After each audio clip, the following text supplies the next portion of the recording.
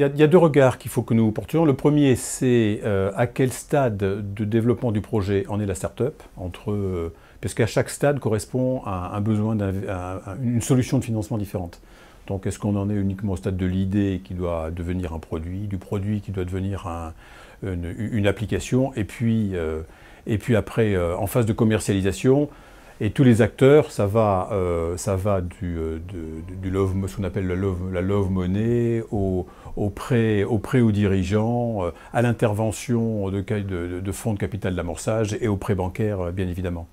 Les critères qui nous permettent de juger de l'intervention, il y en a globalement trois. La première, d'abord, c'est évidemment la qualité du produit, qui doit être validé par des tiers compétents, hein, que ce soit la BPI Innovation, que ce soit un centre de recherche, que ce soit une entreprise elle-même, ou un incubateur spécialisé, ou même un fonds d'investissement spécialisé qui peut apporter la preuve de la bonne pertinence du produit. Ça, c'est la première étape. La deuxième étape, c'est les équipes dirigeantes de la start-up. C'est à la fois leurs compétences, hein, des compétences techniques, des compétences d'entrepreneurs, des compétences de financiers. C'est leur complémentarité et c'est la façon dont elles pilotent leur projet. Et puis après, c'est des critères un peu plus financiers. Donc c'est la qualité, c'est la stratégie qui est définie, qui se traduit au travers d'un business plan, et c'est la partie modèle financier qui a été établie, et donc la capacité à lever des fonds. Donc c'est d'abord le produit, puis après l'équipe, et enfin les sujets financiers. Alors on a décidé, il y a 3-4 ans maintenant, au gros de la crise financière, de faire des investissements qui permettent de favoriser la croissance du pays et la croissance de la banque aussi, bien sûr. Et dans ces investissements, on fait de gros investissements, donc c'est du long terme, auprès des sociétés innovantes. Alors on a fait plusieurs choses. On a ouvert 15 pôles innovation sur toute la France, 2 en région parisienne.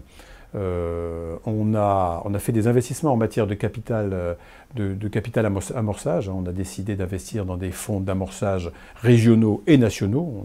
On a consacré une enveloppe de 20 millions à cette forme d'intervention. Ça aussi, c'est pour le long terme. Quand on parle avec nos clients, ETI, donc des entreprises de belle taille, et quand on dit à nos clients qu'au travers de nos 15 pôles innovation en France, nous avons déjà 1000 startups clientes,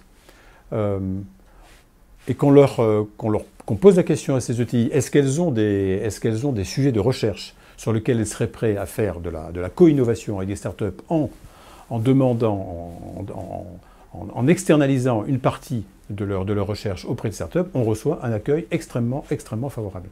Et c'est donc pour cela qu'on a décidé d'essayer de marier les deux, entre les projets des ETI d'un côté et la bonne sélection que nous pouvons faire au travers de notre bonne connaissance des startups. Cette sélection, elle est faite avec l'atelier qui, comme vous le savez, a plus de 30 ans d'expérience sur l'observation de l'innovation.